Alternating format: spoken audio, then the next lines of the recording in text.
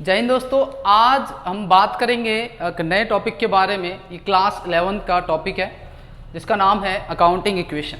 ठीक है, so accounting equation क्या होता है, इसका हिंदी मीनिंग होता है लेखांकन। वैसे अगर हम बात करें अकाउंटिंग की तो अकाउंटिंग का मतलब लेखांकन होता है हिंदी में, और इक्वेशन का मतलब होता है समीकरण, है ना। इक्वेशन यानी कि लेखांकन समीकरण। इक्वेशन तो आप सभी लोग जानते होंगे, आप 9th 10th के अंदर 8th क्लास में मैथ पढ़ के आए हैं, तो वहाँ पर हम इक्वेशन का मतलब समझते थे कि इक्वेशन जो क्या होती है ना जी। अब यहाँ पर जो हम पढ़ने वाले हैं सर, अब हम थोड़ा सा बड़े हो गए, हमारा स्ट्रीम थोड़ा चेंज हो गया है। अब हम मैथ वाले बच्चे भी, हमारे पास मैथ भी है वैसे, तो मैथ वाले जो है उनको भी ध्यान रखना है। तो अकाउंटिंग इक्वेशन क्या है, अकाउंटिंग की भी एक समीकरण होता है। क्या समीकरण है सर? अकाउंटिंग का समीकरण होता है sir assets equals to capital plus liabilities, capital plus liabilities, यानी कि आपकी कैपिटल और लायबिलिटीज मिला करके, दोनों को ऐड करके किसके बराबर होना चाहिए सर? एसेट्स के बराबर होना चाहिए। अभी हम भली भांति जानते हैं कि सर एसेट्स के अंदर क्या क्या पॉइंट्स आते हैं, लायबिलिटीज के अंदर क्या क्या पॉइंट्स आते हैं, और कैपिटल में किस तरीके से कैपिटल हमारी इंक्रीज होती है, किस तरीके से डिक्रीज होती है। अगर नहीं पता है सर तो अभी हम पढ़ लेंगे इसके बारे में। ठीक है, उससे पहले इक्वेशन को हम थोड़ा सा चेंज करके भी पढ़ लेते हैं कि सर अगर मान लो हमें कैपिटल निकालनी हो, हमें एसेट्स पता हो और कैपिटल निकालनी हो, लायबिलिटीज भी पता है, तो हम सर कैपिटल किस तरीके से निकालते हैं? Capital equals to assets minus liabilities, यानी कि टोटल एसेट्स जो आपको दी हुई हैं उनसे आप माइनस कर देंगे लायबिलिटीज को। इसी तरीके से अगर आपको लायबिलिटीज निकालनी है तो सर हम क्या करेंगे? एसेट्स में से माइनस कर देंगे सर क्या? कैपिटल। तो ये हमारी तीन इक्वेशन यहाँ पर हमारी अराइज हो जाती हैं, बन जाती है। तीनों पॉइंट्स में से किसी भी पॉइंट्स को, अगर कोई भी दो पॉइंट आपको दिए हुए हैं और एक पॉइंट निकालना हो तो आप इक्वेशन को चेंज करके ये चीज़ें निकाल लेते हैं। प्लस माइनस करना कोई ज़्यादा बड़ी बात नहीं है, लेकिन सिंपल अगर हम बात करें तो ये सर हमारी क्या है? Accounting equation. ठीक है सर ये हमें पता चल गया अकाउंटिंग इक्वेशन बहुत ईजी है। ठीक है, सिंपल सा बात है। लेकिन सर अगर कुछ चेंज कर दिया जाए, अगर कुछ चेंज कर दिया जाए, सर चेंज किस में करेंगे आप? कि सर बाकी सब तो ठीक है, एसेट्स हम नॉर्मल रख देंगे, लायबिलिटी नॉर्मल देंगे, लेकिन सर चेंज आएगा अब कैपिटल के अंदर। ठीक है, अब सर कैपिटल के अंदर क्या क्या चेंजेस आ सकते हैं? ठीक है, तो उसमें देखेंगे हम क्या क्या चेंजेस यहां पर आने हैं। तो सर हम देखेंगे कि सर कैपिटल के अंदर ना ओपनिंग कैपिटल दी होगी, ओपनिंग कैपिटल दी होगी। अब कुछ पॉइंट ऐसे हैं जो हमारी कैपिटल को इंक्रीज कर देते हैं, जो फर्म की कैपिटल ऑनर की कैपिटल को इंक्रीज कर देते हैं। तो सर वो पॉइंट्स क्या क्या हैं जो हमें इस चैप्टर के अंदर ध्यान रखने हैं? सबसे पहला है सर नेट प्रॉफिट। अब सर कुछ बच्चे बोलते हैं सर प्रॉफिट दिया है, नेट प्रॉफिट नहीं दिया है। एक क्वेश्चन मैं करा रहा था बच्चे से, उन्होंने बोला सर प्रॉफिट नहीं दिया, मतलब इसमें प्रॉफिट दिया, नेट प्रॉफिट तो दिया ही नहीं है। तो नेट प्रॉफिट और प्रॉफिट हो या नेट प्रॉफिट हो, एक ही बात है। अगर सर आपको कुछ होती हैं इनकम्स तो भी आप उन्हें ऐड कर देंगे। और थर्ड है एडिशनल कैपिटल। अगर ऑनर एडिशनल कैपिटल लेकर आ रहा है, सर मैं एक सिंपल बात कर रहा हूं यहां पर, एक सोल प्रोप्राइटरशिप के बारे में, एक सिंगल ऑनर के बारे में बात समझेंगे। ठीक है, तो ये पॉइंट्स हैं जिनसे एक ऑनर की जो कैपिटल है वो इंक्रीज हो जाती है। अच्छा, कुछ पॉइंट ऐसे भी हैं सर जिनसे पार्टनर्स, जिसमें ऑनर की कैपिटल क्या हो जाती है? डिक्रीज होती है, कम हो जाती है। तो लेस करेंगे क्या सर? नेट प्रॉफिट के just opposite net loss, incomes के जस्ट अपोजिट एक्सपेंसेस, और एडिशनल इनकम के जस्ट अपोजिट ड्रॉइंग्स। तो सर ये वो पॉइंट्स हैं जिनसे कैपिटल जो होगी वो कम हो जाएगी, डिक्रीज हो जाएगी। ठीक है, तो सर ये आ जाती है हमारी यहाँ पर क्लोजिंग कैपिटल। तो सर ये मैंने आपको थोड़ा सा आगे का पॉइंट बता दिया है। जब आप प्रैक्टिकल क्वेश्चन करने चाहेंगे अकाउंटिंग इक्वेशन के, तो आप इन चीज़ों को फेस करना पड़ सकता है आपको। ठीक है, जैसे कि सर अकाउंटिंग इक्वेशन में मैंने पढ़ा कि हमने सैलरी पे की, तो हम देखेंगे कि यहाँ पर अकाउंटिंग इक्वेशन का मतलब क्या है। यहाँ पर हम डुअल एस्पेक्ट कॉन्सेप्ट को फॉलो करके चलेंगे यहाँ पर कि सर जो भी ट्रांजैक्शंस हैं है ना, dual aspect concept, dual aspect concept, ध्यान रखेंगे इस कॉन्सेप्ट को, और यहां पर इसी कॉन्सेप्ट के अकॉर्डिंगली हमें क्या करनी है सर, एंट्री करनी है। इसका मतलब क्या है कि सर हर एक ट्रांजैक्शन जो भी हमें दी होगी वो दोनों साइड्स को इफेक्ट करेगी। क्या ये जरूरी है? जरूरी तो नहीं है, लेकिन सर हर ट्रांजैक्शन के बाद, हर एक ट्रांजैक्शन के बाद ये जो दोनों साइड्स हैं वो दोनों बराबर आ सकती हैं, मतलब बराबर आएंगी आएंगी। तो ट्रांजैक्शन में भी वन साइडेड हो सकती है, मे भी टू साइडेड हो सकती है, ठीक है। ट्रांजैक्शंस में भी हो सकता है कि 2 आइटम्स को इफेक्ट करे, हो सकता है वो 3 आइटम्स को इफेक्ट करे, ठीक है। वो हम पढ़ेंगे भी आगे कॉन्सेप्ट के अंदर। तो सिंपल फंडा आप ये समझिए डुअल एस्पेक्ट कॉन्सेप्ट के अंदर कि सर हर ट्रांजैक्शन 2 अकाउंट को इफेक्ट करेगी। सबसे पहली बात तो ये है सर, हो सकता है वो 2 से ज्यादा को इफेक्ट करे, बट मिनिमम 2 अकाउंट्स जो है इफेक्ट होने वाले हैं यहां पर। तो अकाउंटिंग इक्वेशन हम पढ़ेंगे, आप इसको नोट कर लेंगे, समझ लेंगे, क्योंकि बहुत ज्यादा इंपॉर्टेंट है, छोटी छोटी चीजें हैं, ये आपके लिए इंपॉर्टेंट रोल प्ले करेंगे फ्यूचर के लिए भी, ठीक है। तो अकाउंटिंग इक्वेशन हमने समझ लिया सर, हम इस तरीके से अकाउंटिंग इक्वेशन प्रिपेयर करेंगे, एक तरफ एसेट्स रखेंगे, एक तरफ कैपिटल प्लस लायबिलिटीज को हम रिकॉर्ड करेंगे, ठीक है। तो सर अब इस कॉन्सेप्ट को, बहुत बड़ा कॉन्सेप्ट नहीं है 11th क्लास वालों, स्टार्ट है आपका, समझने की कोशिश कीजिए, बहुत इजी कॉन्सेप्ट है। आप थोड़ा सा ध्यान से इसे पढ़ेंगे, ध्यान से यहाँ पर देखेंगे तो ये बहुत इजी कॉन्सेप्ट है और आपका आज ही ये क्लियर होने वाला है, ठीक है।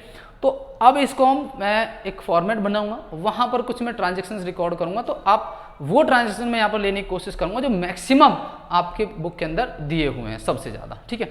तो चलिए सर आप फॉर्मेट बनाते हैं और ट्रांजैक्शंस को पढ़ते हैं। हाँ, तो चलिए सर कोशिश करते हैं इस पॉइंट को, इस कॉन्सेप्ट को एक कुछ ट्रांजैक्शंस के थ्रू समझने की हम कोशिश करते हैं। वैसे सभी ट्रांजैक्शंस तो यहाँ पर रिकॉर्ड नहीं की गई हैं, बट मैक्सिमम जो ट्रांजैक्शंस यहाँ पर क्वेश्चंस के अंदर मैक्सिमम प्रॉब्लम्स जो आपको फेस करनी पड़ती है, मैक्सिमम प्रॉब्लम्स आपके पास आती हैं, वो यही ट्रांजैक्शंस होती हैं, ठीक है। तो मैंने उन्हीं ट्रांजैक्शंस यहाँ पर रिकॉर्ड किया। सबसे पहली जो ट्रांजैक्शंस मोस्टली 98%, 99% ट्रांजैक्शंस जो होती है वो यहीं से स्टार्ट होती है।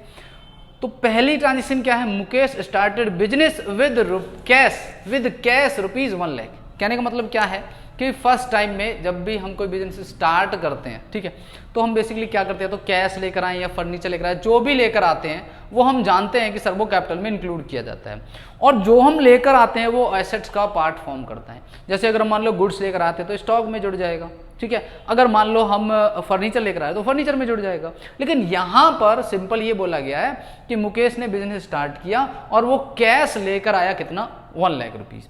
तो सर हमें क्या देखना है कि जो ट्रांजैक्शंस हमें दी हुई हैं वो हमारी अकाउंटिंग इक्वेशन में asset equals to liabilities plus capital, मैंने कैपिटल को बिल्कुल पार्ट साइड में लिखा है ताकि, क्योंकि इसमें कोई ज्यादा आपके इसमें आइटम्स से नहीं आने वाले, सिंपल कैश कैपिटल रहने वाला है, लेकिन लायबिलिटीज में थोड़ा आइटम्स आ सकते हैं, तो इसलिए मैंने इसके लिए गैप छोड़ा। तो सर एसेट्स हमारी जो लायबिलिटी प्लस कैपिटल जो हमारी इक्वेशन है उसमें इसे फॉर्म करेंगे। तो बिजनेस स्टार्ट किया है मुकेश ने, वो कैश लेकर आया, तो बिजनेस के अंदर क्या आता है सर, कैश। तो हमारे लिए क्या होगी, एक एसेट हमारी यहां पर बन जाती है कैश के नाम से। सर वो कितनी है, सर वो है 1 लाख रुपए, और ये 1 लाख रुपए जो कि कैपिटल हमारी होती है, स्टार्ट हम करते हैं उसे कैपिटल से, तो सर ये हो जाएगी हमारी कैपिटल,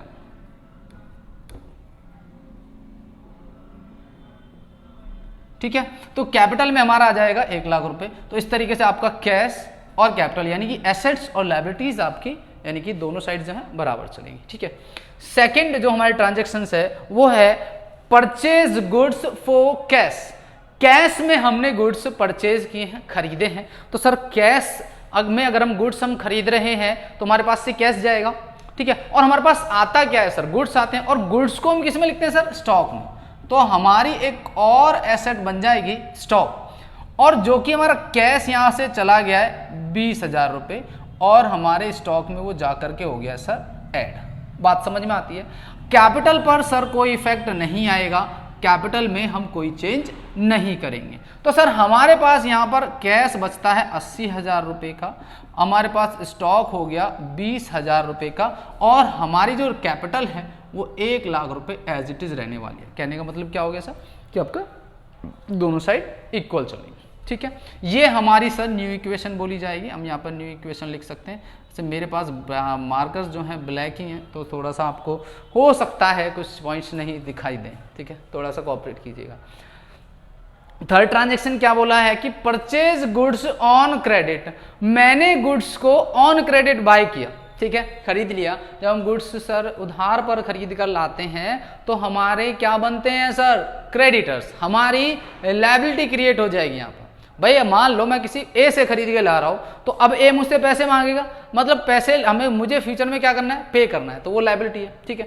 तो परचेज गुड्स ऑन क्रेडिट के अंदर दो ट्रांजैक्शन या दो आइटम जो इफेक्ट होने वाले हैं। सबसे पहला तो सर ये जो 50,000 रुपए के हम गुड्स खरीद कर लाए हैं वो स्टॉक में ऐड हो जाएंगे। कैश पर कोई इफेक्ट नहीं आने वाला है क्योंकि हमने कैश यहाँ पर पे नहीं किया है, उधार खरीदे हैं, तो सर ये आ जाएगा लायबिलिटीज के अंदर। हम इसको लिख के दिखाएंगे क्रेडिटर्स के नाम से, नाम नहीं दिया है तो इसलिए मैं इसको सिंपली क्रेडिटर्स लिख रहा हूँ, 50,000 रुपये, ठीक है।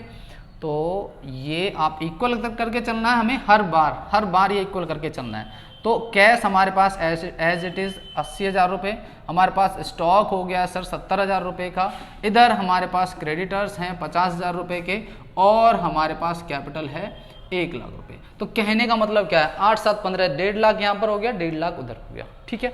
ये हमारी हो जाती है न्यू इक्वेशन, हर बार न्यू इक्वेशन हमारी यहाँ पर फॉर्म होगी, ठीक है, समझ में आ रहा है, ठीक है सर।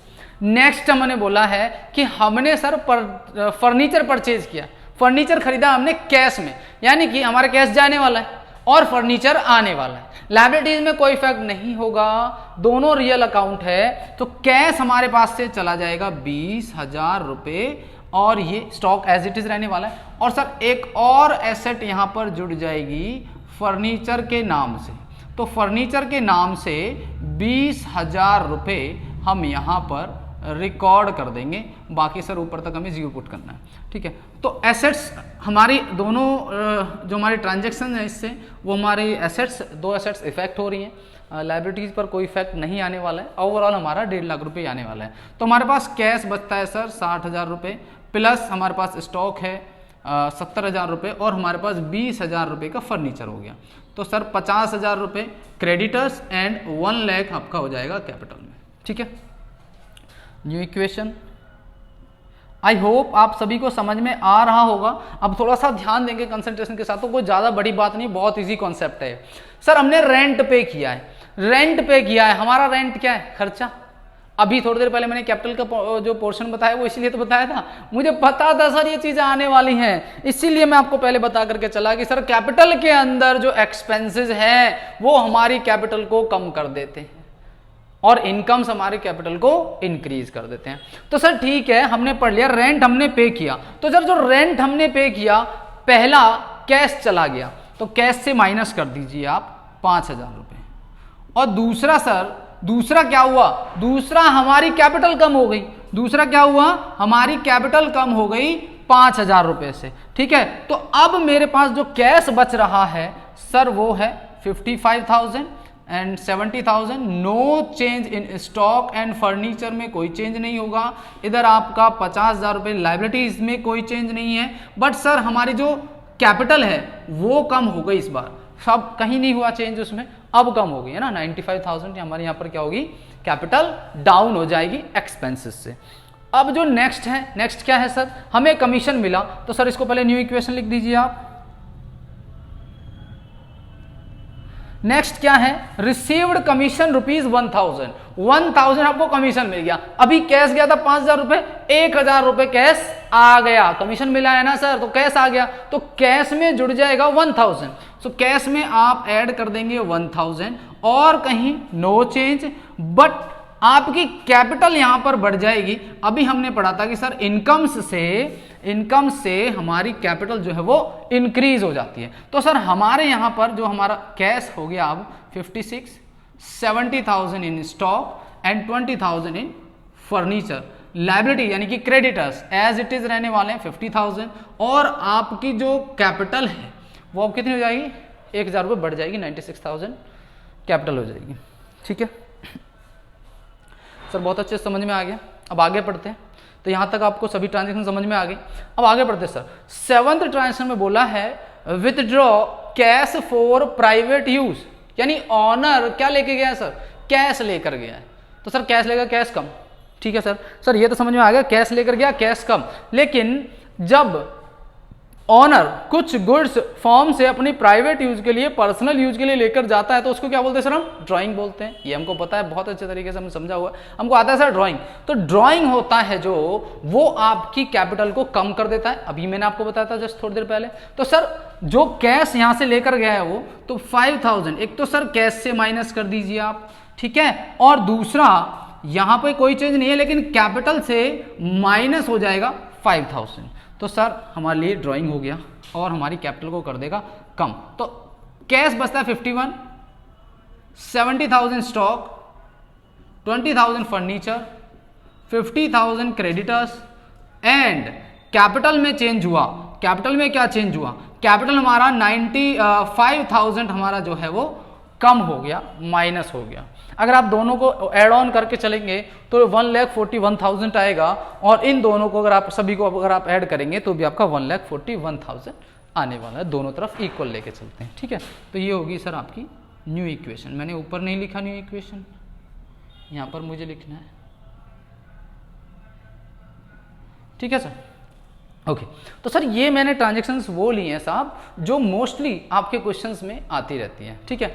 अब जो सबसे ज़्यादा ट्रांजेक्शन आपके क्वेश्चंस में आती है और सबसे ज़्यादा इंपॉर्टेंट भी है, क्योंकि बहुत इजीली समझ में नहीं आएगी। इजीली क्या, समझ में तो कोई बड़ी बात नहीं है लेकिन थोड़ी सी आपको अटपटी लगेगी। अटपटी क्या है sir, goods sold goods on credit ₹40,000।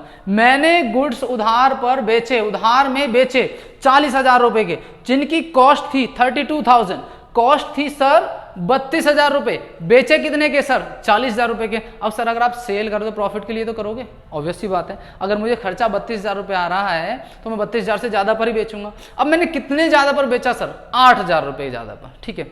तो थोड़ा सा समझिए, यहाँ पर जब मैं गुड्स को 40,000 में बेच रहा हूं तो मेरे पास कैश कितना आएगा सर 40,000, लेकिन यहां पर उसने कितने में बेचा है सर, तो क्रेडिट पर बेचा है तो कैश तो आएगा नहीं। तो सर बनते क्या है हमारे यहाँ पर क्रेडिटर। जैसे खरीदने पर, उधार खरीदने पर क्रेडिटर्स बनते हैं, उसी तरीके से उधार बेचने पर आपके डेटर्स बनते हैं, जो कि हमारे क्या होते हैं, एसेट्स, एसेट्स होंगे सर। तो सर यहां तक आप 0 0 0 पुट करते चले आइए, है ना। लेकिन लास्ट में यहां पर ट्विस्ट है। ट्विस्ट क्या है सर, ट्विस्ट ये है सर, देखिए यहां पर डेटर्स जो हमारे बनेंगे वो बनेंगे सर 40,000 रुपए के, क्योंकि सर कैश तो आने वाला है नहीं, हमने जो बेचा है वो उधार पे बेचा है, तो 40,000 रुपए क्या बन जाएंगे हमारे डेटर्स। अच्छा अब सर हमारा स्टॉक कितना गया, तो स्टॉक को हम कॉस्ट पर लेते हैं, हमारा जो खर्चा हुआ वो कितना हुआ 32,000 रुपए। तो सर स्टॉक में से माइनस कर दीजिए आप 32,000 रुपए, है ना। हमारा तो स्टॉक कितने का गया सर 32,000 रुपए का गया, है ना। प्रॉफिट हो गया सर, प्रॉफिट कितना हुआ 32,000 का माल 40,000 में बेच दिया तो 8,000 रुपए का प्रॉफिट हो गया। और हमने अभी जस्ट पढ़ा था कि प्रॉफिट से कैपिटल जो है वो इंक्रीज हो जाती है, थोड़ा सा नीचे लिखना, कैपिटल जो है वो इंक्रीज हो जाती है। तो सर यहां पर ऐड कर दीजिए 8,000, ठीक है। तो हो गया सर आपका ये क्वेश्चन। इतना इजी कॉन्सेप्ट है, इतना इजी कॉन्सेप्ट है कि देख लीजिए थोड़ी सी देर में आपका ये कॉन्सेप्ट क्लियर हो गया। अब सर 70,000 में से 32,000 का स्टॉक अगर मेरे पास से चला गया तो मेरे पास बचता है सर 38,000 का स्टॉक, 20,000 रुपए के फर्नीचर्स, 40,000 रुपए के हमारे डेटर्स बन गए, 50,000 रुपए के क्रेडिटर्स हैं, और सर ये हो गया 99,000 हमारी हो गई कैपिटल। छोटा सा कॉन्सेप्ट था, छोटा सा कॉन्सेप्ट था लेकिन बहुत इंपॉर्टेंट भी था, आपके फ्यूचर में काफ़ी काम आने वाला है। अगर आप इस कॉन्सेप्ट को पढ़ लेते हैं, समझ लेते हैं तो फ्यूचर में भी काम आएगा, छोटे छोटे कॉन्सेप्ट आपके इसमें यूज होते रहेंगे। सो अकाउंटिंग इक्वेशन, इक्वेशन में चीज़ों को पुट करना जिसके अंदर एसेट्स और कैपिटल और लायबिलिटीज आपकी बराबर आनी चाहिए, यानी कि कैपिटल और लायबिलिटीज बराबर होनी चाहिए टोटल एसेट्स के, ठीक है। समझ में आया, अच्छा लगा लाइक कर दो, डाउट है कमेंट सेक्शन में कमेंट कर दो, और चैनल को सब्सक्राइब कर दो, जो दोस्त हैं उनको भी शेयर कर दो, ठीक है। थैंक यू सो मच, मिलते हैं नेक्स्ट क्लास में।